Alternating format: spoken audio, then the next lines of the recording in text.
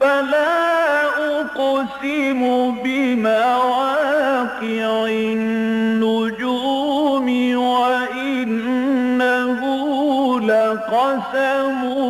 لو تعلمون عظيم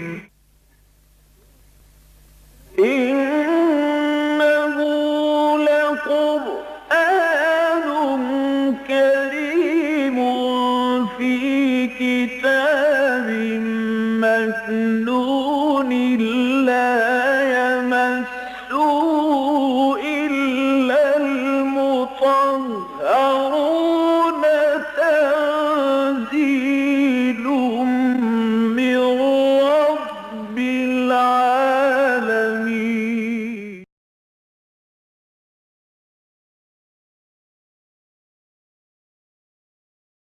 أعوذ بالله من الشيطان الرجيم. بسم الله الرحمن الرحيم. قالوا اتخذ الله ولدا سبحانه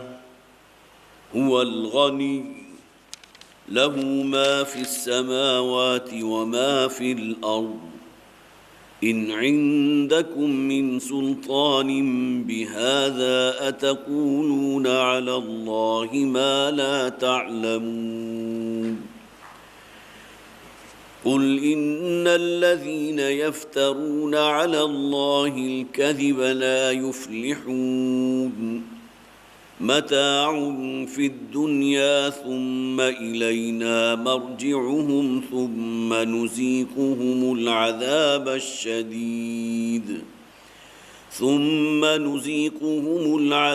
الشديد بما كانوا يكفرون واتل عليهم نبأ نوح إذ قال لقومه يا قوم إن كان كبر عليكم مقامي وتذكيري بآيات الله فعلى الله توكلت فأجمعوا أمركم وشركاءكم ثم لا يكن عمركم عليكم غمة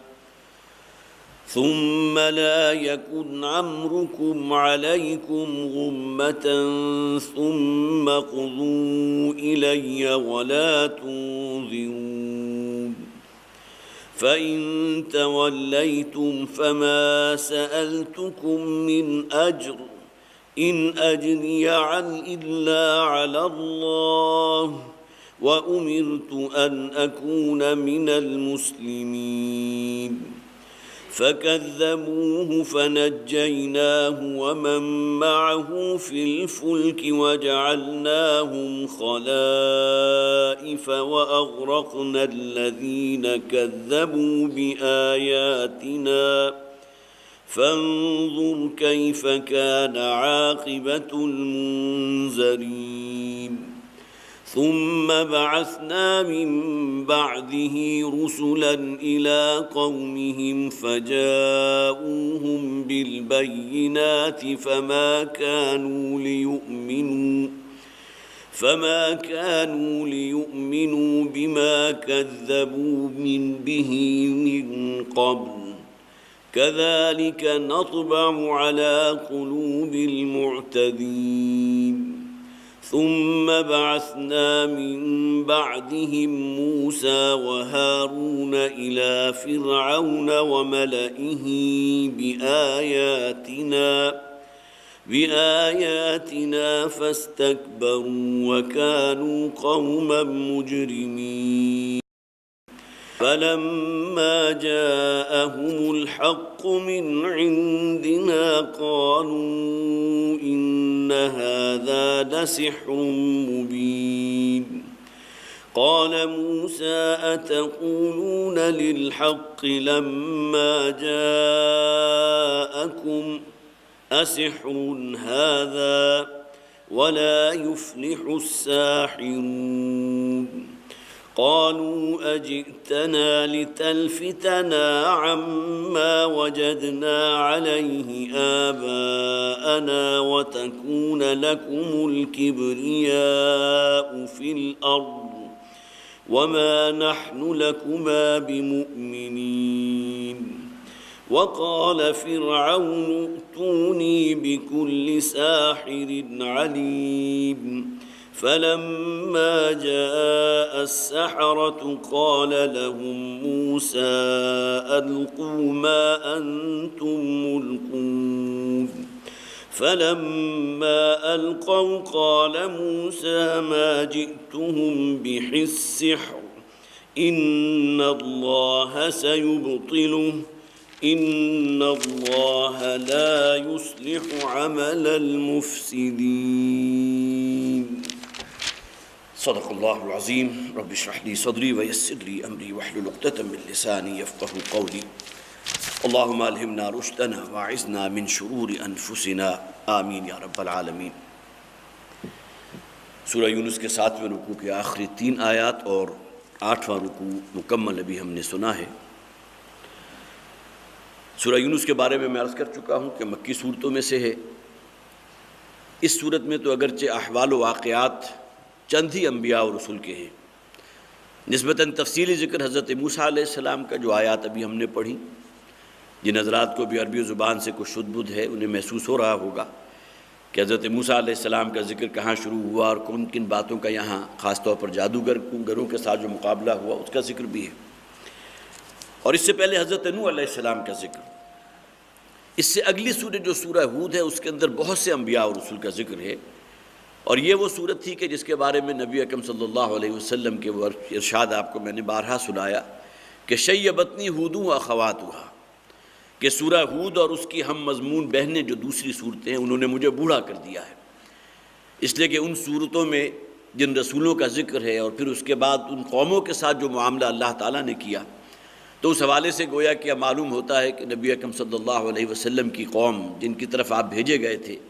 مبادا کہ ان کے ساتھ بھی کوئی ایسا ہی معاملہ ہو، اللہ تعالیٰ کی طرف سے کوئی عذاب نازل ہو، اور جو مخاطبین تھے محمد رسول اللہ صلی اللہ علیہ وسلم کے، ان کے ساتھ وہی معاملہ ہو جو پہلی اقوام کے ساتھ ہوا تھا۔ پچھلی مرتبہ جو حصہ ہم نے پڑھا تھا اس میں خاص طور پر نوٹ کیجئے وہ آیہ مبارکہ جو عظمت قرآن پر بہت بڑی دلیل ہے۔ یا ایھا الناس قد جاءتکم موعظۃ من ربکم وشفاء لما فی الصدور وہدی ورحمۃ للمؤمنین۔ یہ 4 باتیں جن کا ذکر کیا گیا اس آیہ مبارکہ میں قرآن حکیم کی شان میں، اے لوگوں، اور اگلی آیت میں یہ چیز بھی موجود ہے کہ اس بات پر تمہیں خوشیاں منانی چاہیے کہ اللہ تعالیٰ کی اتنی بڑی نعمت کا ظہور تم پر ہوا، اللہ کی رحمت کا اتنا بڑا مظہر کہ اللہ نے اپنا کلام نازل فرمایا ہے جس میں تمہارے لیے کوڈ آف لائف ہے، جس میں ایک پورا سسٹم اللہ نے تمہیں دے دیا ہے، اس دنیا میں تمہیں کس طرح زندگی بسر کرنی ہے، کن کن چیزوں سے تمہیں بچنا ہے، کن سے اجتناب کرنا ہے۔ تو فَبِذَلِكَ فَلْيَفْرَحُوا، جیسا کہ آگے آ گیا کہ اب گویا کہ یہ نعمت جو اللہ کی تم پر ہوئی ہے اس پر تمہیں شاد و فرحاں ہونا چاہیے، تمہیں بہت خوشیاں منانی چاہیے، اس لیے کہ یہ نعمت جو ہے ان تمام چیزوں سے بڑھ کر ہے، ان سے بہتر ہے جو تم جمع کرتے ہو۔ دنیا بھر کے خزانے جمع ہو جائیں اور ایک پلڑے میں رکھ دیے جائیں، اور اللہ کا یہ کلام جو ہے کتاب اللہ یہ دوسرے پلڑے میں ہو، یہ کہیں زیادہ وزنی ہوگی۔ تو یا ایھا الناس قد جاءتکم موعظۃ من ربکم وشفاء لما فی الصدور وہدی ورحمۃ للمؤمنین۔ اے لوگوں، اللہ تعالیٰ نے یہ کتاب جو نازل کی ہے تمہارے پاس پہنچ چکی ہے، جس میں لوگوں کے لیے موعظت ہے، جو دلوں کو نرم کرنے والی شے ہے۔ اللہ نزل احسن الحدیث کتابا متشابہا، سورہ زمر میں فرمایا گیا اللہ تعالیٰ نے بہترین کلام نازل فرمایا ہے کہ جس کے زیر اثر تمہارے دل نرم پڑ جاتے ہیں۔ اگلی آیت کے اگلے حصے میں اس چیز کا ذکر ہے، تلین بہ جلود الذین یخشون ربہم ثم تلین قلوبہم، انسانوں کی جو ہے کھالیں وہ بھی نرم پڑ جاتی ہیں۔ ظاہر ہے کہ موعظت والی بات اگر آپ سنیں گے تو آپ کے اندر گویا کہ رقت قلبی بھی پیدا ہوگی، دل کے اندر بھی گداز پیدا ہوگا، اور پھر یہ کہ آپ کا پورا وجود گویا کہ اللہ کی عظمت کے سامنے انکساری اور تواضع کے ساتھ جھک جائے گا۔ تو قد جاءتکم موعظۃ من ربکم وشفاء لما فی الصدور، اور تمہارے دلوں کی جو گندگیاں ہیں، جو نجاستیں ہیں، اس میں مشرکانہ اوہام اور جو باطل نظریات تھے، جو عقائد تھے، ان کا بھی ذکر موجود ہے، اور ساتھ ہی انسان کے اندر اور جو نجاستیں موجود ہیں، حرص ہے، طمع ہے، لالچ ہے، خود غرضی ہے، پھر یہ کہ دوسروں سے مال بٹورنے کے لیے دھوکہ دہی کا معاملہ کرنا ہے، وعدے میں وعدہ خلافی کرنی ہے، امانت میں خیانت کرنی ہے، یہ تمام چیزیں وہ جو انسان کی باطنی نجاستیں ہیں۔ تو قرآن حکیم کے ساتھ اپنے تعلق کو اگر مضبوط کرو گے تو اللہ تعالیٰ ان نجاستوں کو بھی تمہارے دل سے، تمہارے قلب سے محو فرما دے گا۔ وَہُدًى، اور یہ کتاب تو سراپا ہدایت ہے، وَرَحْمَةً لِّلْمُؤْمِنِينَ، اور یہ رحمت ہے ان لوگوں کے لیے کہ جو اہل ایمان ہیں، جو واقعتاً اس پر ایمان لانے والے ہیں۔ اور آگے فرمایا قُلْ بِفَضْلِ اللَّهِ وَبِرَحْمَتِهِ، اے نبی ان سے کہہ دیجئے اللہ کے فضل اور اللہ کی رحمت کا بہت بڑا ظہور ہے، بہت بڑا مظہر ہے۔ فَبِذَلِكَ فَلْيَفْرَحُوا، لہذا اس پر خوشیاں مناؤ۔ عام طور پر ہوتا کیا ہے، مال و دولت اسباب دنیاوی جو ہے اس پر خوشیاں مناتے ہو، اس پر شاد و فرح ہوتے ہو، اس پہ اپنے آپے سے باہر نکل جاتے ہو۔ جیسا کہ قارون کا ذکر جہاں قرآن میں کیا گیا، اس میں فرمایا گیا لا تفرح ان اللہ لا يحب الفرحین، اسے بڑا غرہ ہو گیا تھا، بہت اس کے اندر غرور اور گھمنڈ پیدا ہو گیا تھا اس دولت پر جو اللہ نے اسے دی تھی۔ حالانکہ اسے معلوم ہونا چاہیے کہ دولت جو ہے اس کا عارضی تعلق اس کے ساتھ ہے، جب تک اس کی ساز کا آمد و رفت جاری ہے وہ دولت سے کسی درجے میں تمتع بھی کر سکتا ہے، لیکن کس درجے میں کرے گا؟ آج بھی آپ دیکھ لیجئے جو بلینئرز ہیں، جو اربوں پتی ہیں، کیا وہ کوئی اور چیزیں کھاتے ہیں جو ہم نہیں کھاتے؟ بلکہ ممکن ہے کہ آپ کو تو ڈاکٹرز نے بہت سی چیزیں الاؤ کی ہوں، یہ بھی کھا سکتے ہو، یہ بھی کھا سکتے ہو، یہ بھی کھا سکتے ہو، اور وہ لوگ جو مختلف بیماریوں کے اندر جکڑے ہوئے ہیں ان کو تمام چیزیں منع کر دی گئی ہوں، اگرچہ ان کے پاس دولت کے انبار لگے ہوئے ہیں۔ تن ڈھانکنے کے لیے کپڑا چاہیے، وہ آپ بھی پہنتے ہیں، لیکن یہ کہ وہ بھی پہنیں گے کیا سونے کا بڑا بنا ہوا لباس پہن لیں گے؟ ہاں انہیں اطمینان ہوتا ہے کہ ہمارے اتنے کروڑ، اتنے ارب، اتنے کھرب جو ہے بینکوں کے اندر جمع ہیں، لیکن یہ بہت بڑا دھوکہ ہے۔ مل حیات الدنیا الا متاع الغرور، یہ مال و اسباب دنیاوی جو ہے سوائے دھوکے کے سامان کے اور کچھ نہیں ہے۔ تو فرمایا لا تفرح ان اللہ یا لا يحب الفرحین، جہاں اس کا ذکر کیا گیا قارون کا، تمہارے پاس مال و دولت تو اتنی جمع ہو گئی کہ تمہارے خزانے کی کنجیاں اٹھانے کے لیے کئی اونٹ چاہیے، لیکن یہ کہ اس کے اوپر لا تفرح، اس پہ کوئی جو ہے وہ اپنے فرحت سے اور اپنی خوشی سے اپنے آپے سے باہر نہ نکل جاؤ۔ ان اللہ لا يحب الفرحین، وہاں فرمایا گیا اللہ تعالیٰ اس طرح آپے سے باہر ہونے والوں کو پسند نہیں کرتا۔ لفظ وہی فرح ہے، لیکن یہ فرح مذموم ہے کہ جس کی مذمت کی گئی۔ اسی طرح مال و دولت دنیا صرف قارون کا معاملہ ہے، جس شخص کے پاس بھی ہو، لِكَيْ لَا تَأْسَوْا عَلَىٰ مَا فَاتَكُمْ وَلَا تَفْرَحُوا بِمَا آتَاكُمْ، یہ چیزیں تو اللہ کی طرف سے آزمائش ہے، امتحان ہے، کسی کو کچھ دے کر آزما رہا ہے، کسی سے کچھ ہے سلب کر کے آزما رہا ہے۔ تو لِكَيْ لَا تَأْسَوْا عَلَىٰ مَا فَاتَكُمْ، تاکہ تم بالکل مایوس نہ ہو جایا کرو، بالکل ہی گویا کہ ہاتھ پیر ڈال کر جو ہے ڈھیلے نہ بن جایا کرو ان چیزوں پر جو اللہ نے تم سے سلب کر لی ہیں، لیکن اسی کے ساتھ اسی ریشو پورشن سے اللہ تعالیٰ کے لیے اطاعت اور فرما برداری کا جذبہ بھی پیدا ہونے چاہیے۔ یہ ہے جسے قرآن کہتا ہے فرح محمود، جیسا کہ یہاں فرمایا گیا قُلْ بِفَضْلِ اللَّهِ وَبِرَحْمَتِهِ فَبِذَلِكَ فَلْيَفْرَحُوا، اے مسلمانوں تمہیں تو اس شے پر جو ہے شاد و فرح ہونا چاہیے کہ اللہ تعالیٰ نے اپنے کلام سے تمہیں نوازا ہے، یہ ابدی ہدایت نامہ اللہ تعالیٰ نے تمہارے سپرد کیا ہے۔ اب آئیے آج کے حصے کی طرف، یہ خاص طور پر پچھلی مرتبہ کی بہت اہم آیت تھی کہ جس کا میں نے چاہا کہ آپ حضرات کو حوالہ دے دوں۔ اب آیت نمبر 68 سے جو آج ہمارا درس شروع ہو رہا ہے، قَالُوا اتَّخَذَ اللَّهُ وَلَدًا سُبْحَانَهُ، یہ لوگ کہتے ہیں کہ اللہ تعالیٰ نے بھی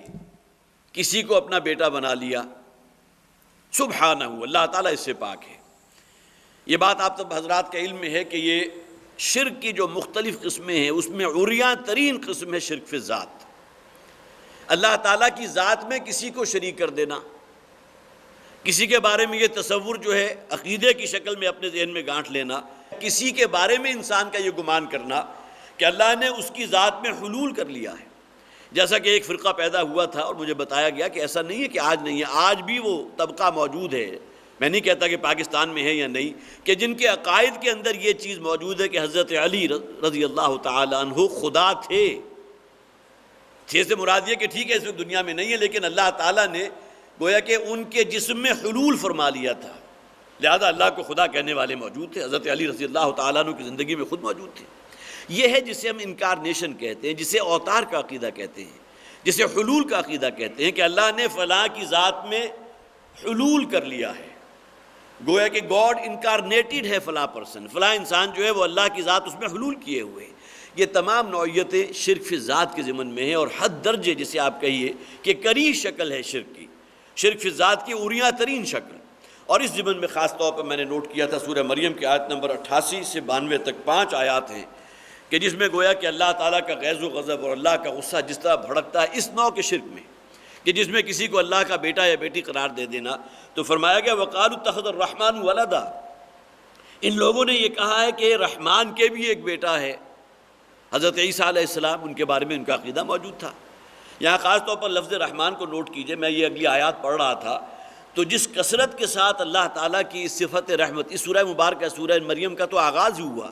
کافھا یا عین صاد ذکر رحمت ربک عبدہ زکریا۔ یہ اصل میں یہ آگے جو کلام اللہ تعالیٰ نے نازل فرمایا سورہ مریم میں، تو یہ اصل میں اس میں ذکر ہے آپ کے رب کی رحمت کا کہ جو اللہ نے اپنے بندے حضرت زکریا علیہ السلام پر کی۔ ابتدائی کلام جو ہے سورہ مریم کا، وہاں صفت رحمت کا ذکر ہے۔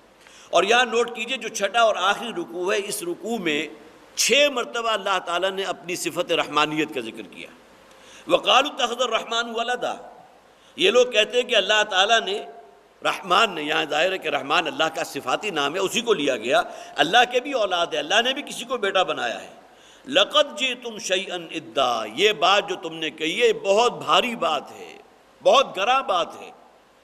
ان دعوا للرحمن تکاد السماوات یتفطرن منہ وتنشق الارض وتخر الجبال حدا، آسمان پھٹ پڑنے کو ہے، زمین جو ہے وہ شق ہو جانے کو ہے، اور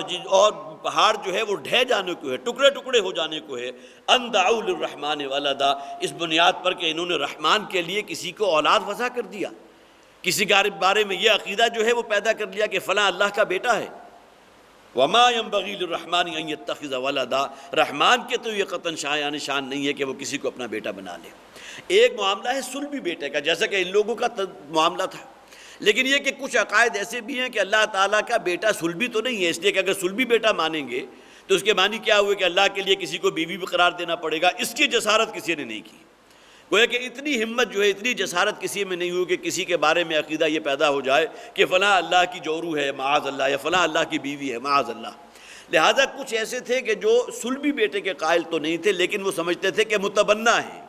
حضرت عیسیٰ علیہ السلام جو ہے اللہ نے انہیں بیٹا بنا لیا ہے تو ٹھیک انسان کی اولاد، لیکن اب وہ اللہ کے بیٹے کی مانند ہے۔ تو یہ گویا کہ خواہ متبنہ ہو یا یہ کہ اس سے آگے بڑھ کر اگر معاملہ صلبی بیٹے کا، یہ دونوں ہی اپنے عقیدے کے اعتبار سے انتہائی گناونے جرم ہیں۔ اس لیے کہ بیٹوں کی حاجت تو ہمیں ہوتی ہے انسانوں کو، کہ جن کی نسل آگے جو ہے چلتی رہے، نسل آگے قائم رہے۔ کسی کے بیٹیاں ہی بیٹیاں ہیں تو اس کے اندر بہرحال یہ حسرت تو موجود ہوگی، رہے گی کہ اللہ تعالیٰ اسے بیٹی اللہ بیٹا عطا فرما دے تاکہ اس کی نسل جو ہے اس کا نام اگلی نسلوں میں چل سکے۔ یا فرض کیجئے کسی کو اللہ نے بیٹا نہیں دیا تو وہ کسی کو اڈاپٹ کر لیتا ہے، متبنہ جسے کہتے ہیں، وہ بھی اسی خیال سے۔ اور بہت سے ایسے کیسز ہیں کہ جو بالکل اس بات کو کسی طرح واضح کرتے ہی نہیں، معلوم ہی نہیں ہونے دیتے اس بیٹے کو، وہ جوان بھی ہو جاتا ہے کہ وہ اس کا صلبی بیٹا نہیں بلکہ متبنہ ہے۔ تو دونوں اعتبارات سے کسی بھی نبی یا کسی انسان کے بارے میں یہ تصور کرنا، خاص صلبی بیٹا یا متبنہ، دونوں ہی شرکی اور یہاں ترین قسم ہیں۔ تو وقالوا اتخذ الرحمن ولدا لقد جئتم شيئا إدا تكاد السماوات يتفطرن منه وتنشق الارض وتخر الجبال هدا ان دعوا للرحمن ولدا، ان کی یہ جسارت اور ان کی یہ ہمت کہ انہوں نے اللہ کے لیے کسی کو بیٹا قرار دے دیا۔ وما ينبغي للرحمن ان يتخذ ولدا، اللہ تعالیٰ کی تو شایان شان نہیں ہے کہ وہ کسی کو اپنا بیٹا بنائے۔ تو خاص طور پر وہاں چونکہ یہاں رحمان کا ذکر تھا، وہاں تھا وقالوا اتخذ اللہ ولدا، انہوں نے اللہ کو بھی، اللہ کے لیے بھی یہ تصور قائم کر لیا کہ اللہ کے بھی اولاد ہے، اللہ کے بیٹا ہے۔ سبحانہ، وہ پاک ہے ان تصورات سے۔ هو الغنی، وہ الغنی ہے، اسے کسی کی احتیاج نہیں۔ بوڑھے باپ کو جوان بیٹی کی احتیاج ہوتی ہے، وہ اپنے آپ کو انویسٹ کرتا ہے اپنی اولاد پر کہ جب میں بوڑھا ہو جاؤں گا تو میری یہ اولاد جو ہے، جس طرح میں نے اپنے آپ کو انویسٹ کیا ان کے اوپر، تو میرے بڑھاپے میں یہ اولاد انویسٹ کرے گی اپنے آپ کو مجھ پر۔ لیکن عام طور پر معاملہ جو ہے وہ تو نہیں ہوتا، اس لیے کہ پھر ان کا اپنی توجہ کا اپنا مرکز بن جاتا ہے۔ اس بیٹے کی شادی ہو گئی، اس کی آگے اولاد ہو گئی، لہٰذا وہ جو فوکس ہوتا ہے محبت کا اور وہ تمام حقوق کی ادائیگی کا، وہ پھر والدین نہیں رہتے، بلکہ وہ پھر گویا کہ منعکس ہو جاتا ہے، ریفلیکٹ ہو جاتا ہے ان کی اپنی اولاد میں، اپنی بیوی بچوں کے ساتھ۔ تو انسان تو اس زوم میں ہوتا ہے کہ شاید اس معاملے میں گویا کہ وہ ان کی اولاد ان کا ایسٹ بن جائے گا جو بڑھاپے میں ان کے کام آئے گی۔ هو الغنی، اللہ کو ان تمام احتیاجوں سے کوئی غرض نہیں ہے، وہ پاک ہے ان تمام احتیاجوں سے۔ لہو ما فی السماوات و ما فی الارض، آسمان و زمین میں جو کچھ ہے وہ اس کی ملک ہے۔ ان عندکم من سلطان بہذا،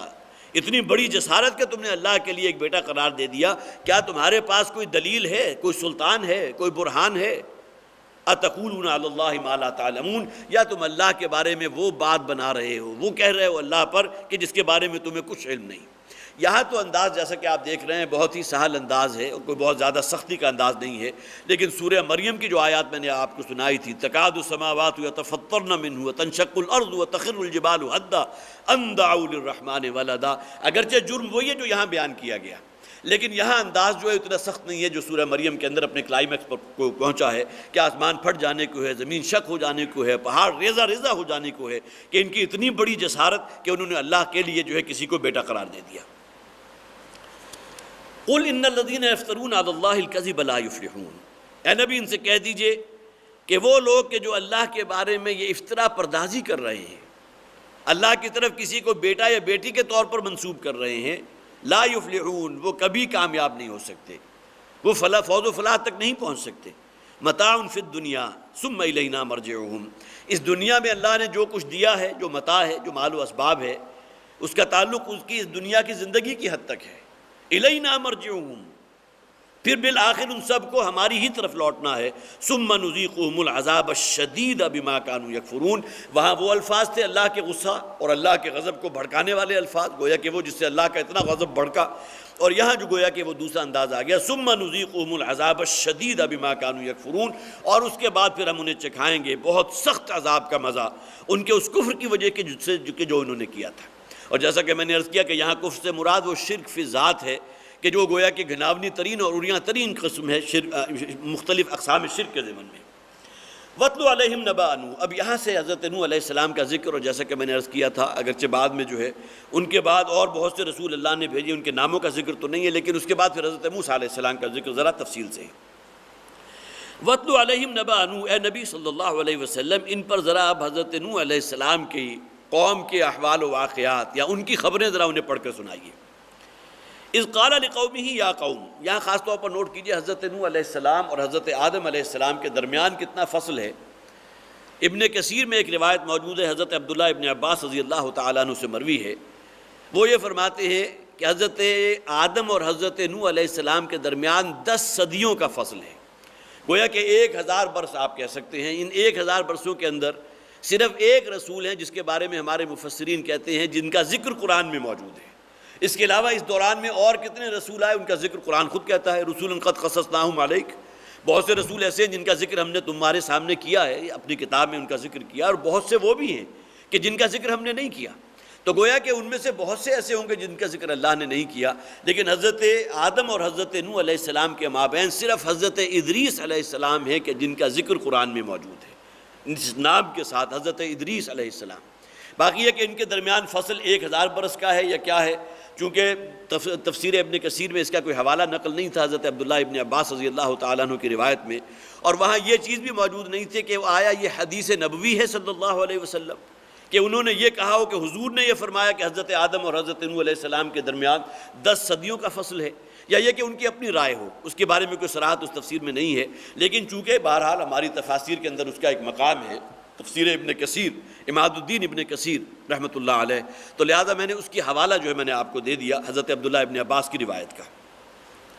اذ قال لقومہ، جبکہ کہا حضرت نوح علیہ السلام نے اپنی قوم سے، یا قومی، اے میری قوم کے لوگوں، ان کان کبر علیکم مقامی، اگر تم پر بہت ہی گراں گزر رہا ہے میرا تمہارے درمیان موجود رہنا۔ ظاہر ہے کہ حضرت نوح علیہ السلام بھی اگر ان کے بقیہ اقوام کے لوگوں جیسے ہوتے تو ان کے لیے کیا بھاری بات تھی، کوئی شے بری نہ گزرتی۔ یہاں اصل میں حضرت نوح علیہ السلام کا وہ دعوت و تبلیغ کا معاملہ، اگر میری دعوت و تبلیغ تم پر بہت ہی گراں گزر رہی ہے، بہت ہی بھاری گزر رہی ہے، اور حضرت نوح علیہ السلام کا معاملہ تو واقعتاً ایکسیپشنل ہے، اگرچہ یہ کہا جاتا ہے کہ پہلے زمانوں میں شاید انسانوں کی جو ہے عمریں بہت طویل ہوا کرتی تھی، ممکن ہے کہ اس میں حقیقت ہو، لیکن حضرت نوح علیہ السلام کا بطور خاص ذکر موجود ہے، فَلَبِثَ فِيهِمْ أَلْفَ سَنَةٍ إِلَّا 50 عَامًا، سورہ عنکبوت، کہ حضرت نوح علیہ السلام 950 برس اپنی قوم کے درمیان موجود رہے، گویا کہ ان کی عمر جو ہے وہ 950 برس تھی، اس میں سے ابتدائی فرض کیجئے کہ آغاز وحی کے جس طرح حضور پر 40 برس کی عمر میں آغاز ہوا تھا، یہ بھی ہمارے مفسرین اور محدثین کہتے ہیں اکثر و بیشتر نبوت جو ہے اللہ تعالیٰ نے 40 برس کی عمر ہی میں اپنے انبیاء کرام اور رسولوں کو دی تھی، جیسے کہ حضور کا معاملہ ہوا، تو وہ 40 برس اگر اس میں سے نکال بھی دیجئے تب بھی 910 برس وہ بنتے ہیں جو حضرت نوح علیہ السلام نے یہ دعوت و تبلیغ کا فریضہ انجام دیا۔ فَلَبِثَ فِيهِمْ أَلْفَ سَنَةٍ إِلَّا 50 عَامًا، تو یہ دو چیزیں خاص طور پر نوٹ کیجئے، حضرت نوح علیہ السلام کا یہ فصل حضرت آدم سے بھی جو روایت کے ذریعے میں نے آپ کو بتایا، اور دوسرے یہ کہ انہیں اللہ تعالیٰ نے خاص طور پر ان کا ذکر کیا ہے کہ وہ 950 برس اللہ نے انہیں حیات دنیاوی عطا فرمائی تھی۔ تو اس قالت لقومہ یا قومی، جب کہ انہوں نے اپنی قوم سے کہا ہے میری قوم کے لوگوں، ان کان کبر علیکم مقامی، اگر میرا کھڑا ہونا، یہ دعوت و تبلیغ کا کام تم پر بہت ہی بھاری ہے، بہت گراں گزر رہا ہے، وہ تذکیری، اور پھر یہ کہ جو میں واعظ و نصیحت تمہارے سامنے کرتا ہوں، تمہیں ایک توحید کی دعوت دے رہا ہوں، اور جو تم نے ود، سوا، یغوث، یعوق یہ تمام نام جو ہیں ان کے مختلف معبودوں کے تھے، جو اگرچہ ان کے ہاں ان کے آباء و اجداد میں کچھ اولیاء اللہ تھے، اللہ کے نیک بندے تھے، ہر دور میں رہے، اور ان کے ناموں سے انہوں نے بت تراش کر جو اپنے معبد میں رکھ لیے تھے، اور جب ان سے کہا جاتا تھا تو کہتے تھے نہیں، اصل میں اللہ کو پکار رہے ہیں، یہ صرف اپنی خو گرے پے کرے محسوس ہے انسان کی نظر، یہ گویا کہ اپنی تسلی کے لیے ان اولیاء اللہ کی شبیہیں ہم نے اپنے سامنے رکھ لی ہیں تاکہ انہیں دیکھ کر ہمیں اللہ یاد آ جائے اور اللہ کو پکاری، یہ تو کہنے کی بات ہے۔ باقی یہ کہ انہیں کو وہ سجدہ کیا کرتے تھے، جن میں ود بھی تھا، یغوث بھی تھا، یعوق بھی تھا، نصر بھی تھا، یہ تمام تھے کہ یہ وہ تمام نام ہیں جو سورہ نوح کے اندر اللہ تعالیٰ نے موجود ہیں، اس کے اندر لکھے ہوئے ہیں کہ یہ اپنے ان خداؤں کی پرستش کیا کرتے تھے۔ تو گویا کہ اللہ تعالیٰ اللہ کے علاوہ جو بھی اولیاء اللہ تھے ان کی جو پرستش کر رہے ہیں، تو اس کے بارے میں جو واضح نصیحت حضرت نوح اپنی قوم کو کر رہے تھے، وہ تذکیری بھی آیات اللہ کی آیات کے ذریعے جو میں تمہیں نصیحت کر رہا ہوں، تمہیں واعظ کہہ رہا ہوں، اگر تم پر بہت ہی گراں گزر رہا ہے، فعلی اللہ توکلت، تو یہ تو بات طے ہے کہ میرا توکل، میرا اعتماد اللہ کی ذات پر ہے۔ تم تمام مل کر بھی اب اگر مجھے کوئی نقصان پہنچانا چاہو تو نہیں پہنچا سکو گے۔ فعلی اللہ توکلت فاجمعوا امرکم وشرکاءکم، لہذا اب تم جمع کر لو اپنے تمام شرکاء کو بھی اور خود بھی جمع ہو جاؤ، کسی ایک فیصلے تک پہنچنے کی جو ہے تم بات طے کر لو۔ اور ظاہر ہے وہ فیصلہ کیا ہوگا کہ حضرت نوح علیہ السلام گویا کہ اپنے بارے میں کہہ رہے ہیں کہ میرے خلاف جو اقدام تم کرنا چاہتے ہو کر لو، مجھے جان سے مارنا چاہتے ہو اس کے لیے پلاننگ کر لو، اس کے لیے منصوبہ بندی کر لو، اور نہ صرف تم وشرکاؤکم بلکہ تمہارے تمام شریک۔ اس لیے کہ یہ معاملہ بڑا نفسیاتی ہوتا ہے کہ اگر انسان جو ہے کسی بھی جھوٹے خدا کی پرستش کر رہا اور اس کی اس معبودیت کا جو نظریہ ہے اس کے اوپر ضرب پڑے تو بالآخر انسان یہ کہتا ہے، اور عام طور پر یہ ہوتا بھی ہے کہ دیکھو تم ان کے بارے میں اگر کوئی بری بات کہو گے تو ان کی پھٹکار تم پر پڑے گی۔ اور آج بھی ہوتا ہے، جو بھی پیر فقیروں کے ماننے والے ہیں، اگر آپ کوئی چیز ان کے بارے میں کہتے ہیں کہ بھائی تم کیا ان سے احتیاج طلب کر رہے ہو، کیا ان سے مدد مانگ رہے ہو، اللہ کے ان کے ہاتھ میں کچھ نہیں ہے، جس طرح کہ کہا گیا تھا کہ ان کے اس قبر کے اندر سوائے گلیٹ سڑی ہڈیوں کے اور کچھ نہیں ہے، اور تم نے اس کو جو ہے مرجع خلائق بنا لیا ہے، وہاں جو ہے سجدہ کرتے ہو۔ تو اس کے جواب میں وہ دھمکیاں دیتے ہیں کہ اگر تم نے یہ کیا تو ان کا وبال تم پر پڑے گا۔ یہی معاملہ حضرت نوح علیہ السلام کی قوم کا بھی تھا کہ حضرت نوح علیہ السلام جب ان جھوٹے خداؤں کی پرستش سے منع کرتے تھے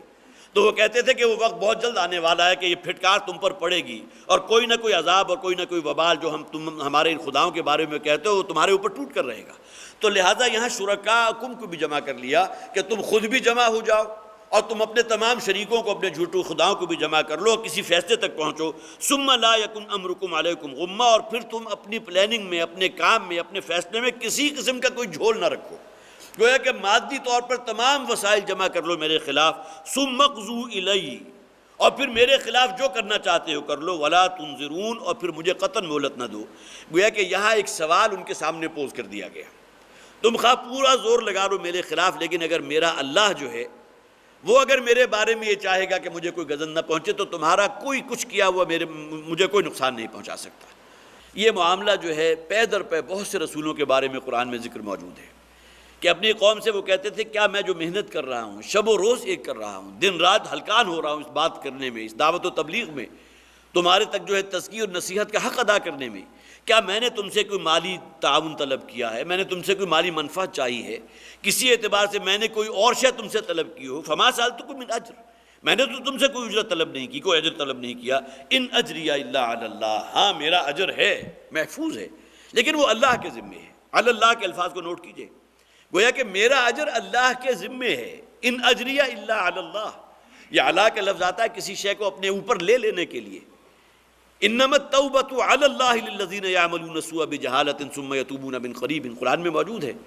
کہ اللہ تعالیٰ کے ذمے ہے، اللہ نے ان لوگوں کی توبہ کو قبول کرنا اپنے ذمے لے لیا ہے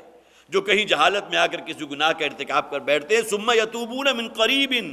اور اس کے بعد اسی گناہ کے اوپر اصرار نہیں کرتے، اس کے اوپر جو ہے جازم نہیں ہو جاتے۔ یہ نہیں کہ اب بقیہ زندگی بھی وہی گناہ جو ان کی زندگی کے اندر اس کا عمل دخل جاری رہے، بلکہ یہ کہ ثم یتوبون من قریب، اور پھر فوراً ہی اللہ کے حضور توبہ کرتے ہیں، انابت کرتے ہیں شرمندگی و خجالت کے ساتھ۔ تو ایسے لوگوں کی توبہ کا قبول کرنا اللہ نے اپنے اوپر لے لیا ہے، اپنے ذمے لے لیا ہے۔ انما التوبۃ علی اللہ للذین یعملون السوء بجہالۃ، اسی طرح فرمایا گیا ان اجری الا علی اللہ، ہاں میرا اجر محفوظ ہے، وہ اللہ کے ذمے، اللہ تعالیٰ مجھے اجر عطا فرمائے گا۔ وامرت ان اکون من المسلمین، اور مجھے اس بات کا حکم ہوا ہے کہ میں ہو جاؤں انتہائی فرما بردار لوگوں میں سے، اس لیے کہ سب سے پہلی دعوت کا دینے والا اور اس دعوت پر کاربند ہونے والا وہ اللہ کے نبی اور رسول ہوتا ہے۔ سب سے پہلے ایمان لانے والا خود رسول ہے۔ آمن الرسول بما انزل الیہ من ربہ والمؤمنون، وہ جو وحی آئی تھی اقرأ بسم ربک الذی خلق، خلق الانسان من علق، اس پر سب سے پہلے ایمان کون لائے تھے؟ خود نبی اکرم صلی اللہ علیہ وسلم۔ اور اس کے بعد پھر یہ ہے کہ آمن الرسول بما انزل الیہ من ربہ والمؤمنون، اور اس کے بعد پھر گویا کہ دیے سے دیا روشن ہوتا ہے، 1 سے 2 ہوتے ہیں، 2 سے 4 ہوتے ہیں، 4 سے 10 ہوتے ہیں، اور پھر اہل ایمان کی تعداد میں اس طرح اضافہ ہوتا ہے۔ یہاں ایک خاص طور پر فقہاء نے ایک نقطہ نوٹ کیا ہے کہ دعوت و تبلیغ کا کام کرنے والے، ظاہر ہے کہ اگر وہ اپنا وقت اس میں لگا رہے ہیں، صبح و شام ایک کر رہے ہیں، ان کے بھی گھر کی ذمہ داریاں ہیں، ان کے بھی بیوی بچے ہیں، اگر ان کے ساتھ کوئی مشاہرے کا معاملہ کر لیا جائے، ان کی کوئی خدمت کر دی جائے، یا وہ جسے یہاں خاص طور پر یہاں لفظ اجر آیا، اس حوالے سے یہ بحث کی ہمارے فقہاء نے، تو آیا اس کے ضمن میں خاص طور پر اس آیت سے کیا ہمیں رہنمائی ملتی ہے؟ اس لیے کہ نبیوں اور رسولوں کے بارے میں تو آ گیا کہ میں نے تم سے کبھی اپنی دعوت و نصیحت کی، دعوت و تبلیغ کی کوئی اجرت طلب نہیں کی، خواہ وہ 1 پینی ہی کیوں نہ ہو، دنیا کی کوئی حقیر سی منفعت کیوں نہ ہو۔ کوئی اجرت جو ہے یقیناً یہ نہیں ہے کہ کوئی شخص درہم و دینار کی شکل میں کوئی شے حاصل کرے، دنیاوی منفعت اور بہت سے طریقے ہیں۔ کوئی اپنا جو ہے کسی کے ذریعے کام نکالنے کے لیے بھی انسان کسی کے ساتھ حسن سلوک کرتا ہے، کسی کے ساتھ اپنے تعلقات کو بڑھاتا ہے کہ فلاں وقت جو ہے یہ شخص میرے کام آئے گا۔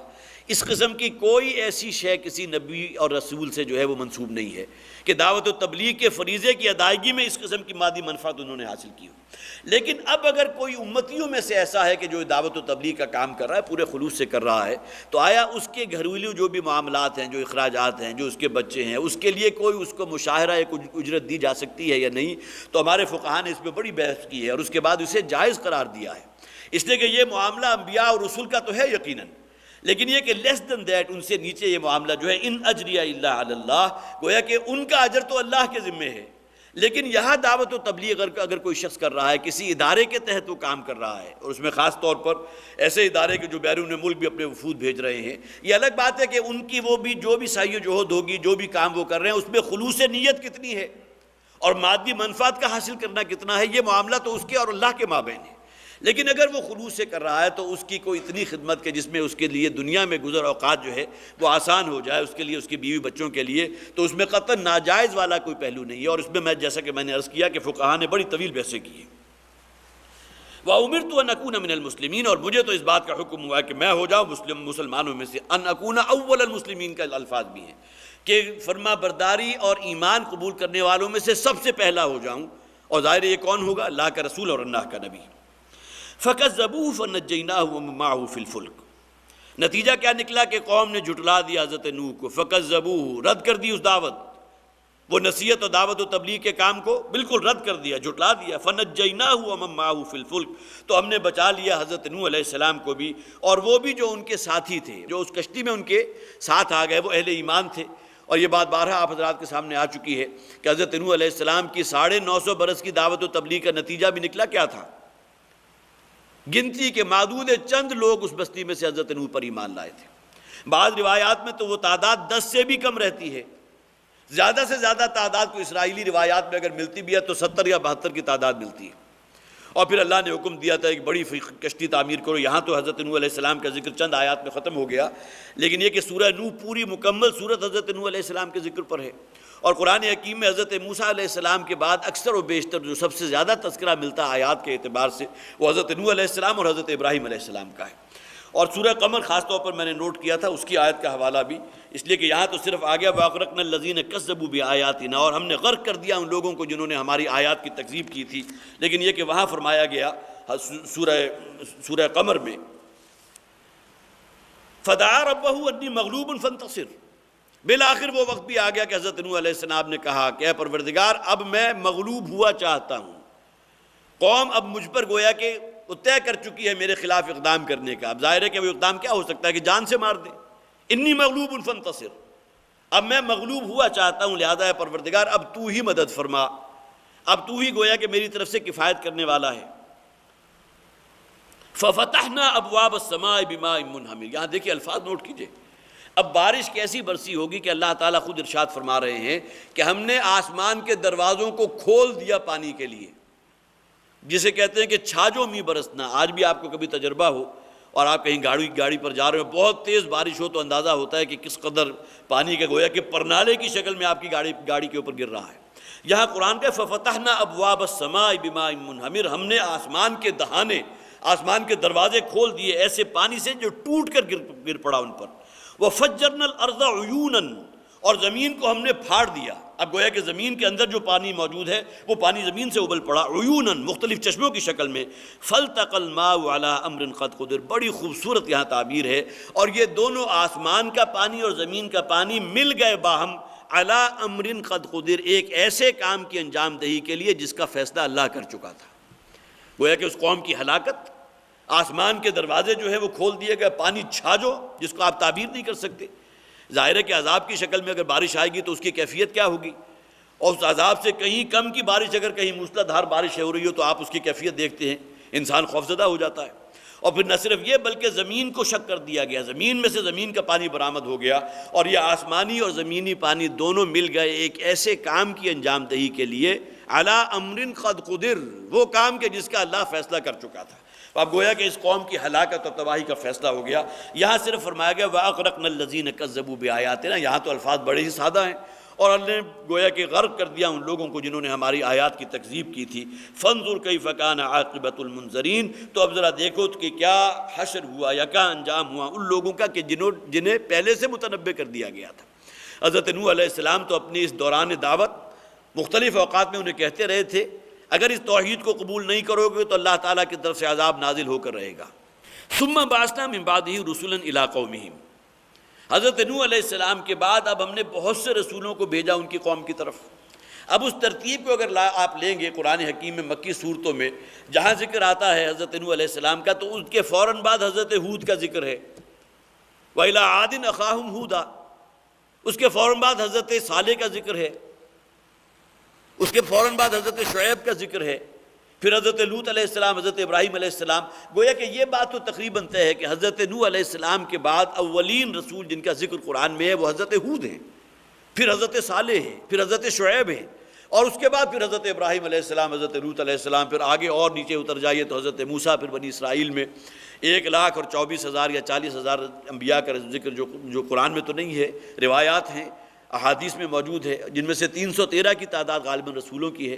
یا عام طور پر وہ سوال کیا بھی جاتا ہے کہ کتنے رسول آئے اور کتنے نبی آئے، تو اس کی بھی ایک بڑی گہری مماثلت اس حوالے سے بھی ہے کہ 313 کی وہ فگر ہے جو اللہ تعالیٰ نے اعوان و انصار عطا فرمائے تھے اپنے رسول صلی اللہ علیہ وسلم کو، حضور اکرم صلی اللہ علیہ وسلم غزوہ بدر کے موقع پر. تو 313 کی یہ تعداد کو انسائڈ کر گئی 313 رسولوں سے، اور 1,24,000 انبیاء تھے، اور تقریباً یہی مجمع حجۃ الوداع کے موقع پر حضور کے سامنے موجود تھا. 1,40,000 یا 1,24,000 یا 1,23,000. تو گویا کہ یہ دونوں تعدادیں ان کے جو ہے اس حوالے سے بھی ایک دوسرے سے کوئنسائڈ کر جاتی ہیں. ثم بعثنا من بعده رسلا الى قومهم فجاءوهم بالبينات، اور یہ رسول حضرت ہود تھے، حضرت صالح تھے، حضرت شعیب تھے، ان تمام جن کا ذکر یہاں اس سے پہلے ہو گزرا ہے مکی صورتوں میں جو اس سے پہلے نازل ہو چکی تھی. فجاءوهم بالبينات، تو وہ بھی آئے تھے بڑی واضح روشن نشانیاں لے کر. اللہ نے انہیں معجزے بھی عطا فرمائے تھے، اور ساتھ ہی اللہ نے اپنے صحیفے بھی عطا فرمائے تھے جو وہی ان پر ہوتی تھی وہ ان کے سامنے پیش کرتے تھے. فما كانوا ليؤمنوا بما كذبوا به من قبل، اور یہ لوگ نہ ہوئے ایمان لانے والے بسبب اس تکذیب کے جو انہوں نے پہلے کی تھی. یہاں دو چیزیں مراد ہیں، جیسا کہ ان سے پہلی قوموں کا بھی یہ معاملہ تھا کہ لوگوں کی اکثریت ایمان لانے والوں پر مشتمل نہیں تھی، معدود چند لوگ ایمان لائے، بقیہ تو اپنی نفس پرستی کے اندر اپنے آباء و اجداد سے جو دین چلا آ رہا ہے اسی کے اوپر کاربند رہے. بہت کم تعداد ان لوگوں کی تھی. وَكَثِيرٌ مِّنْهُمْ فَاسِقُونَ، سورہ حدید کے اندر 3 مرتبہ یہ الفاظ آئے ہیں. لوگوں کی اکثریت تو اکثر و بیشتر ہمیشہ فاسق و فاجر لوگوں ہی پر مشتمل ہوتی ہے. یہی معاملہ من قبل، جیسا کہ ان سے پہلے بھی ہوتا رہا مختلف رسولوں کے معاملے میں کہ ایمان لانے والے بہت کم تھے، اور دوسری ایک بڑی نفسیاتی بات یہاں کہی گئی ہے کہ جس طرح عام طور پر اگر کسی کو آپ دعوت دیں اور اگر ایک مرتبہ وہ انکار کر دے، نہیں بھائی میں اس بات کو ماننے کو تسلیم کرنے کو تیار نہیں ہوں، تو اس کی زبان سے ایک مرتبہ کا انکار اس کا پندار نفس بن جاتا ہے. پھر بعد میں خواہ وہ قلبی طور پر معترف ہو بھی جائے اس بات کا کہ جو باتیں مجھے کہی جا رہی ہے حق ہے، لیکن اس کا وہ غرور اور گھمنڈ اور وہ پندار نفس جو ہے، اس لیے کہ اس نے ایک مرتبہ نہیں کہہ دیا تھا. یہی معاملہ اکثر و بیشتر ہوتا ہے. یہاں یہ چیز بھی مراد ہے فما كانوا ليؤمنوا بما كذبوا به من قبل، جیسا کہ پہلی مرتبہ انہوں نے اس کی تکذیب کی تھی، اب یہ ایمان لانے والے نہیں، اب یہ ان کی عزت نفس کا معاملہ بن گیا، اب یہ ان کی خودداری کا معاملہ بن گیا، جیسا کہ ابو جہل کا مسئلہ ہوا تھا. اس سے جب پوچھا گیا تھا کہ کیا تمہارا خیال ہے محمد جھوٹ بول رہے ہیں صلی اللہ علیہ وسلم، معاذ اللہ، تو اس نے کہا میں نے کب کہا، وہ تو صادق الامین ہے. ظاہر ہے کہ انہی لوگوں نے حضور کو صادق الامین کا خطاب دیا تھا، لیکن یہ کہ میں ان کی بات ماننے کو تیار نہیں ہوں، اس لیے کہ اگر میں نے محمد کو رسول مان لیا صلی اللہ علیہ وسلم تو اس کے معنی کیا ہوئے کہ پھر تو میری سیادت، میری چودراہٹ، میری سرداری، تمام چیزیں مجھ سے چھن جائیں گی. یہ شے تھی کہ جو اصل میں وہ پاؤں کی بیڑی بنی ہے. تو فما كانوا ليؤمنوا بما كذبوا به من قبل، جیسا کہ انہوں نے پہلی مرتبہ انکار کیا تھا، لہٰذا اب ان کے لیے گویا کہ معاملہ ان کی خودداری کا بن گیا کہ اب اس کو تسلیم کرنے کو تیار نہیں ہے. اور ایسے مشاہدات ہوتے ہیں، کہیں کوئی معاملہ ڈسکس ہو رہا ہو، ایک مرتبہ کسی کے منہ سے اگر نہیں نکل گئی تو اب وہ خواہ وہ قلبی طور پر، دلی طور پر معترف بھی ہو جائے، لیکن اب وہ اس کی انا کا مسئلہ آ جاتا ہے کہ میں نے ایک مرتبہ انکار کیا تھا، اب میں دوبارہ اس بات کو تسلیم کرنے کو تیار نہیں ہوں. كذلك نطبع على قلوب المعتدين. اب یہاں بالکل گویا کہ بات آگے ٹیلی ہو گئی. اسی طرح اللہ تعالیٰ فرماتے ہیں کہ ہم ان معتدین کے، ان حد سے تجاوز کرنے والوں کے دلوں کے اوپر مہر لگا دیتے ہیں، اس لیے کہ اگر دل صداقت کی گواہی دے دے کہ بات سچ ہے، لیکن انسان کی انا اور انسان کی جس سے آپ جھوٹی خودی کہیں گے، اگر وہ آڑے آ جائے اور اس بنیاد کے اوپر وہ انکار کر رہا ہے، تو اسی کو قرآن تعبیر کرتا ہے اب یہ اللہ تعالیٰ اس کے دلوں پر مہر لگا دی، ختم اللہ علی قلوبہم، طبع اللہ علی قلوبہم. اب گویا کہ پوائنٹ آف نو ریٹرن تک یہ لوگ پہنچ چکے ہیں، واپسی کا کوئی امکان نہیں ہے. یہ معاملہ رسولوں کی دعوت کے ضمن میں بھی ہوتا تھا، اور جیسا کہ میں نے عرض کیا آج بھی اگر آپ کوئی صحیح بات کسی کے سامنے رکھیں اور ایک مرتبہ اگر وہ نہیں کہہ دے، اس کا سر جو ہے دائیں سے بائیں جو ہے اس کی روٹیشن ہو جائے، تو اب وہ اس کے لیے جو ہے عزت نفس کا مسئلہ بن جائے گا، اس کی خودداری کا اور جھوٹی انا کا مسئلہ بن جائے گا، اس کو ماننے کو تیار نہیں ہوگا. ثم بعثنا من بعدهم موسیٰ وہارون الی فرعون. اب دیکھیں پوری ایک سیریز ہے، حضرت نوح علیہ السلام سے ذکر کا آغاز کیا، اس کے بعد صرف ایک آیت میں ذکر کیا گیا کہ ان کے بعد ہم نے بہت سے اور رسولوں کو بھیجا. ثم بعثنا من بعدهم موسیٰ وہارون الی فرعون وملئہ، اور اس کے بعد پھر ہم نے بعثت فرمائی، ہم نے بھیجا حضرت موسیٰ علیہ السلام اور حضرت ہارون علیہ السلام کو الی فرعون وملئہ، فرعون اور اس کے سرداروں کی طرف، ان کے لاؤ لشکر کی طرف، بآیاتنا اپنی نشانیوں کے ساتھ، فاستکبروا تو انہوں نے بھی استکبار کیا، گھمنڈ کیا، وکانوا قوم مجرمین اور یہ قوم تو تھی ہی ان لوگوں پر مشتمل کہ جو مجرم تھے، جو فاسق و فاجر نہیں تھے بلکہ اللہ کی دعوت کو، اللہ کی توحید کو رد کر دینے والے تھے. فلما جاءہم الحق من عندنا. حضرت موسیٰ علیہ السلام کا ذکر یہاں جو شروع ہوا ہے، پھر بات نوٹ کر لیجئے. قرآن حکیم میں تعداد آیات کے اعتبار سے بارہا میں نے یہ بات رکھی ہے، اس لیے کہ بہرحال ایک جنرل نالج کی چیز بھی ہے، اور پھر یہ کہ بہرحال حضرت موسیٰ علیہ السلام کو قرآن جس طرح ایک اہمیت دیتا ہے، اگرچہ اور بھی بہت سے رسولوں کا ذکر ہے، پورا قرآن تو اصل میں سیرت محمدی ہے صلی اللہ علیہ وسلم، حضور پر نازل ہوا. جیسا کہ حضرت عائشہ صدیقہ رضی اللہ تعالی عنہ، ان سے جب سوال کیا گیا تھا کہ حضور کے اخلاق کے بارے میں بتائیے، تو حضرت عائشہ نے فرمایا جا کر قرآن پڑھ لو، کان خلقہ القرآن، وہ قرآن گویا کہ مجسم ہے، اخلاق ہے محمد رسول اللہ صلی اللہ علیہ وسلم کے. اس طرح یہ پورا قرآن تو گویا کہ ذکر ہے حضور کا، حضور پر نازل ہوا، لیکن تعداد آیات کے اعتبار سے سب سے بڑھ کر حجم آیات 555 کے قریب آیات ہیں جو حضرت موسیٰ علیہ السلام کے ذکر پر مشتمل ہے. ایک پوری صورت ہے، تقریباً نصف پارے پر پھیلی ہوئی صورت، سورہ طٰہٰ، وہ اول سے آخر تک حضرت موسیٰ علیہ السلام کا ذکر. پھر سورہ شعراء ہے، سورہ سبا ہے، بے شمار صورتیں ہیں کہ جہاں بار بار حضرت موسیٰ علیہ السلام کا آئے گا، لیکن یہ کہ جن واقعات کی بھی وہاں ریپیٹیشن ہو رہی ہے. اکثر و بیشتر جب اب دورہ ترجمہ قرآن، اب پھر انشاءاللہ رمضان آنے والا ہے، اس میں چونکہ بڑی تیزی کے ساتھ ایک ہی مہینے کے اندر پورے قرآن پر سے اللہ تعالیٰ کے فضل سے جو ہے گزرنا ہوتا ہے، لہذا آپ دیکھتے ہیں کہ ایک ہی دن میں اگر ہم 2 صورتیں پڑھ رہے ہیں تو 2 صورتوں میں حضرت موسیٰ علیہ السلام کا الگ سے ذکر ہے، لیکن کچھ نہ کچھ ایک دوسرے سے جو ہے اس کے اندر معاملات مختلف ہوتے ہیں کہ ایک واقعہ ذکر یہاں ہے وہاں موجود نہیں ہے، دوسرے کا ذکر وہاں ہے تو اس جگہ اگلی جگہ موجود نہیں ہے. اس طرح بہت سے اعتبارات سے اس کے اندر جو ہے گویا کہ ایسا نہیں ہے کہ انسان اس کو پڑھتے ہوئے اور یہ محسوس کرے کہ کوئی بوریت ہو رہی ہے، پھر حضرت موسیٰ علیہ السلام کا ذکر اسی انداز میں آ گیا، لیکن یہ کہ ہر جگہ جو ہے کسی نہ کسی اعتبار سے ایک انوکھا پن آپ کو محسوس ہوگا۔ تو ثم بعثنا من بعدہم موسیٰ وہارون الی فرعون وملئہم بآیاتنا فاستکبروا، تو انہوں نے بھی استکبار کی روش اختیار کی، وکانوا قوم مجرمین، اور یہ لوگ جو ہے وہ اللہ کے مجرم تھے۔ فلما جاءہم الحق من عندنا، اب جب ان کے پاس بھی حق پہنچ گیا ہمارے پاس سے، گویا کہ حضرت موسیٰ علیہ السلام وہ دو بڑے معجزات جس کا ذکر قرآن میں بہت سے مقامات پر ہے، ایک تو ید بیضا ہے اور دوسرا عصائے موسیٰ ہے۔ حضرت موسیٰ علیہ السلام اپنی لٹھیا یا اپنے عصا کو زمین پر ڈالتے تھے تو پھنکارتا ہوا اژدہا، بہت بڑا اژدہا بن جاتا تھا، اور جادوگروں سے جو مقابلہ ہوا تھا تو ان کے تمام جو بھی انہوں نے وہ جادوگری دکھائی تھی، جو سحر تھا، ان تمام کو اس نے نگل لیا تھا۔ اور اسی طرح حضرت موسیٰ علیہ السلام جو اپنا ہاتھ جو ہے وہ گریبان میں ڈال کر نکالتے تھے تو سورج کی طرح دمکتا ہوا بیضاء، جس کے اندر کہیں کوئی ایسا نہیں تھا کہ کوئی مرض کی وجہ سے ایسا ہو گیا، اور بالکل سفید ہو جاتا تھا۔ یہ دو معجزے اور نشانی حضرت موسیٰ علیہ السلام کو خاص طور پر جن کا ذکر قرآن میں ہے، اگرچہ اور بھی بہت سے معجزات ہیں، 9 آیات ہیں، 9 معجزات اللہ نے حضرت موسیٰ علیہ السلام کو دیے تھے، جن میں سے یہ 2 ہیں جن کا ذکر ہے۔ فلما جاءہم الحق من عندنا، اب جب ہمارے پاس سچی بات اور حق بات ان تک پہنچ گئی، جو حضرت موسیٰ علیہ السلام اور حضرت ہارون علیہ السلام کے ذریعے اللہ نے فرعون تک پہنچا دی، قالوا ان ھذا لسحر مبین، تو لوگوں نے یہ کہا کہ یہ تو سوائے کوئی جادوگری کے، یہ تو کوئی جادو ہے لیکن مبین، بڑا واضح جادو ہے، بڑا کھلا جادو ہے، یہ گویا کہ کوئی چھوٹا موٹا جادو نہیں ہے جو موسیٰ پیش کر رہے ہیں، بہت بڑا جادو ہے، ان ھذا لسحر مبین، یقیناً بہت کھلا جادو ہے۔ قال موسیٰ تقولون للحق لما جاءکم، تو حضرت موسیٰ علیہ السلام نے کہا کہ کیا تم یہ بات اس حق کے بارے میں کہہ رہے ہو جبکہ تمہارے پاس آ چکا ہوں، میں اللہ کا رسول ہوں، اللہ نے مجھے معجزات دیے ہیں اور میں تمہاری طرف بھیجا گیا ہوں تاکہ تمہیں وہ شرک کی جو ظلمات اور اندھیارے ہیں ان سے نکال کر نور توحید کی طرف لے جاؤں۔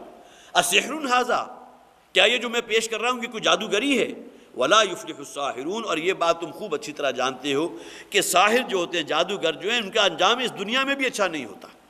اور ظاہر ہے کہ اگر آپ جن 2 چیزوں کو ایک دوسرے کے مقابل میں رکھیں گے کہ ایک طرف جادو ہے یا جادوگری ہے اور دوسری طرف نبی ہے یا نبوت ہے، تو زمین و آسمان کا فرق ہے۔ جادو اصلاً ایک فن ہے کہ جو اوپر سے چلا آ رہا ہے، سیکھا جاتا ہے، اس میں باقاعدہ جو ہے شاگرد اور گرو کا اس کا رشتہ بنتا ہے، اس سے وہ جادو سیکھتا ہے، یا یہ کہ بری فرض کیجئے کہ آباء و اجداد سے ایک جادوگری ایک فن کے طور پر چلا آ رہا ہے۔ اس سے آگے بڑھ کر جادوگری ایک پیشہ ہوتا ہے، یہ جادو کے شعبدے دکھا کر، اپنے کمالات دکھا کر وہ جادوگر کیا شے حاصل کرتا ہے؟ دنیا میں مفادات حاصل کرتا ہے، روپیہ پیسہ حاصل کرتا ہے، یا اپنے نام کی جو ہے وہ دوسرے کے اندر ایک اونچا ہو جائے گا، نام معلوم ہوگا سب سے بڑا جادوگر ہے، اس کا کوئی ٹکر کا کوئی اور جادوگر اس دنیا میں موجود نہیں ہے۔ اور پھر یہ کہ جادو کے عمل میں عام طور پر دوسرے شخص کو تکلیف پہنچائی جاتی ہے، اذیت دی جاتی ہے، فلاں نے فلاں پر جادو کر دیا، کیوں؟ اس لیے کہ اس نے کے ذریعے اس کو کوئی تکلیف پہنچا رہا ہے، کوئی اذیت پہنچا رہا ہے، جبکہ نبوت اور رسالت کے اندر تو اس میں سے کوئی پہلو موجود نہیں ہے۔ اور پھر سب سے بڑھ کر یہ کہ جادوگر جو ہے اس کی سیرت و کردار دیکھ لیجئے، اس کے اندر جو اخلاق باختگی ہوگی اور جو اس کے اندر معاملہ ہوگا، اول تو اس کی پوری باڈی لینگویج ہی جو ہے آپ کو اس سے ریپیل کرے گی، اس کے برعکس جو نبی اور رسول ہے اس کی زندگی کی اس کی پوری ایک سیرت و کردار ایک کھلی کتاب کی طرح سامنے ہے، اس کی طرف انسان ایک اٹریکشن محسوس کرتا ہے۔ اب یہ زمین و آسمان کا فرق واقع ہو گیا شاید جادوگری اور نبوت کے اندر، یا جادو یا نبی کے اندر، اور تم اس شے کو جو میں پیش کر رہا ہوں اس کو تم یہ قرار دے رہے ہو کہ جادوگری ہے، شعبدہ بازی ہے۔ اسحر ھذا، کیا یہ تمام چیزیں جو ہے جادو ہے؟ ولا یفلح الساحرون، اور کبھی بھی ساحر جو ہیں، جادوگر جو ہیں، وہ کبھی کامیاب نہیں ہوتے۔ کس معنی میں؟ آخرت کی کامیابی وہ تو بہت دور کی بات ہے، وہ تو کہیں ان کے حصے میں آنے والی نہیں، کہ جن کا پیشہ جادوگری ہو، جو جادوگری کے ذریعے دوسروں کو تکلیف اور اذیت پہنچا رہے ہوں، اور جادو صرف ان کا ایک فن ہو کہ جو انہوں نے بڑی محنت سے سیکھ کر جو ہے اپنا جو ہے دھونس جمائی ہو معاشرے کے اوپر، جبکہ اس کے بالکل برعکس معاملہ نبی اور رسول کا ہوتا ہے۔ ان کی تمام چیزیں جو ہے، ان کی زندگی ایک کھلی کتاب ہے، ان کی سیرت و کردار سب کے سامنے ہے۔ پھر یہ کہ ان کی طرف انسان ایک اٹریکشن محسوس کرتا ہے۔ ما ھذا وجہ الکذاب، حضور کو دیکھ کر کتنے لوگوں نے کہا تھا کہ یہ کسی جھوٹے کا چہرہ ہو ہی نہیں سکتا۔ ایک نورانیت کا حالہ جو ہے نبی اور رسول کی ذات کا احاطہ کیے ہوئے ہوتا ہے۔ اور پھر یہ کہ یہ نبوت اور رسالت جو ہے یہ کوئی پیشہ تو نہیں ہے کہ جس کے ذریعے انسان دنیاوی منفعت حاصل کرے، اور نہ ہی یہ چیز کوئی فن ہے کہ جو انسان کسی سے سیکھ کر نبی اور رسول بن جائے۔ یہ تمام چیزیں تو من جانب اللہ ہیں، لہٰذا نبوت اور رسالت بالکل ایک الگ شے ہے، اس کے مقابلے میں جادوگری یا جو ساحری ہے یا شعبدہ بازی ہے وہ بالکل الگ شے ہے۔ قالوا اجئتنا لتلفتنا عما وجدنا علیہ آباءنا، یہاں قالو کے لفظ کو نوٹ کیجئے، پہلے بھی جمع میں آیا، یہاں معلوم ہوا کہ وہ صرف فرعون نہیں ہے بلکہ اس کے تمام حواری اس کے ساتھ مل گئے، اس کے درباری بھی اور اس کے سردار بھی، اس کے قوم کے تمام جو لوگ تھے، جو اس کا حلقہ تھا، وہ تمام اب گویا کہ بیک الفاظ یہ کہنے لگے، قالوا اجئتنا لتلفتنا عما وجدنا علیہ آباءنا۔ سب سے بڑا چارج انہوں نے حضرت موسیٰ علیہ السلام پر کیا لگایا کہ کیا تم ہمارے پاس اس لیے آئے ہو کہ لتلفتنا، کہ تم ہمیں دور کر دو، ہمیں پھیر دو، عما وجدنا علیہ آباءنا، ان باتوں سے جس پر ہم نے اپنے آباء و اجداد کو پایا۔ یہ بت پرستی چلی آ رہی ہے، ہمارے باپ ہیں، ہمارے دادا ہیں، پردادا ہیں، لگر دادا ہیں، وہ پوری سیریز جو ہے وہ اسی دین کے اوپر سے جس پر ہم چل رہے ہیں۔ ان کے ہاں یہ تمام عقائد موجود ہیں جو ہمارے ہاں موجود ہیں۔ لہٰذا موسیٰ اور ہارون تم دونوں معلوم ہوتا ہے تم آئے اس لیے ہو کہ ہمارے آبائی دین سے، جو آباء و اجداد سے چلا آ رہا ہے، اس سے ہمیں متنفر کر دو، اس سے ہمیں پھیر دو۔ لتلفتنا عما وجدنا علیہ آباءنا۔ التفات کسے کہتے ہیں؟ التفات ہوتا ہے کسی شے کی طرف متوجہ ہو جانا۔ میں فلاں شخص کی طرف التفات رکھتا ہوں، فلاں شخص کی طرف متوجہ ہوتا ہوں، لیکن التفات کے ساتھ اگر عن کا صیغہ آ جائے تو کسی شے سے پھیر دینا۔ التفات الی، کسی شے کی طرف التفات کرنا، متوجہ ہونا، اور التفات عن ہوگا کسی شے سے دوری اختیار کرنا۔ لتلفتنا عما وجدنا علیہ آباءنا، تم چاہتے یہ ہو کہ ہمیں پھیر دو، ہمیں دور کر دو ان تمام مراسم عبودیت سے، اس دین سے جو ہمارے آباء و اجداد سے چلا آ رہا ہے۔ وَتَكُونَ لَكُمُ الْكِبْرِيَاءُ فِي الْأَرْضِ، اور تم چاہتے ہو کہ اس زمین کی، اس ملک کی بادشاہت تمہیں مل جائے۔ یہ تھا چارج اصل میں جو سب سے بڑا لگایا تھا فرعون نے، اس کے حواریوں نے، اس کے درباریوں نے حضرت موسیٰ علیہ السلام پر۔ یہ جو شعبدے تم لے آئے ہو، ٹھیک ہے بڑے شعبدے ہیں، بہت بڑا اژدہا بھی بن گیا، اور پھر یہ کہ تمہارا ہاتھ جو ہے وہ بھی ید بیضا کی شکل اختیار کر گیا، چمکتا ہوا سورج بن گیا، لیکن یہ کہ اصل جو تمہارے پیش نظر جو غایت ہے، جو تمہارے اندر جو شے انگڑائیاں لے رہی ہے، وہ کیا ہے کہ تم یہاں اصل میں حکومت حاصل کرنا چاہتے ہو۔ وَتَكُونَ لَكُمُ الْكِبْرِيَاءُ فِي الْأَرْضِ، اس ملک کی سرداری اور اس کی بادشاہ چاہتے ہو کہ تم دونوں کو مل جائے۔ وَمَا نَحْنُ لَكُمْ بِمُؤْمِنِينَ، اب اگر یہی معاملہ ہے اور اس کی بنیاد پر تم ہمیں دعوت ایمان دے رہے ہو، اس کی بنیاد پر تم کہتے ہو کہ ہم مجھ پر ایمان لے آؤ، اللہ کو ایک مانو، اور اپنے تمام آبائی جو فرسودہ روایات ہیں، جو مشرکانہ جو اوہام ہیں، ان تمام کو چھوڑ دو، تو اس شے کو تو پھر ہم ماننے والے نہیں، اس لیے کہ ہم تو اب تمہارے دل میں جھانک کر دیکھ چکے کہ تمہاری اصل غرض، تمہاری تمنا، تمہاری آرزو یہ ہے کہ تم یہاں کی بادشاہت اور یہاں کی سرداری اپنے ہاتھوں میں لے لو۔ اب یہ چارج انہوں نے لگایا حضرت موسیٰ علیہ السلام پر، اور گویا کہ وہ دعوت جو حضرت موسیٰ علیہ السلام پیش کر رہے تھے اس کو، اس چارج اور اس الزام کے تحت اس کو رد کر دیا۔ وقال فرعون ائتونی بکل ساحر علیم۔ اب دیکھیں فرعون بھی بڑا ذہین شخص تھا، اور ذہانت بہرحال اس اعتبار سے بھی کہ اس کی بھی ایک لمیٹیشن ہے، اس نے محسوس کیا کہ یہ ہے تو جادوگری، یہ الگ بات ہے کہ کوئی جادوگروں سے کوئی اوپر ہی کی چیز لگتی ہے، لیکن اس کے مقابلے میں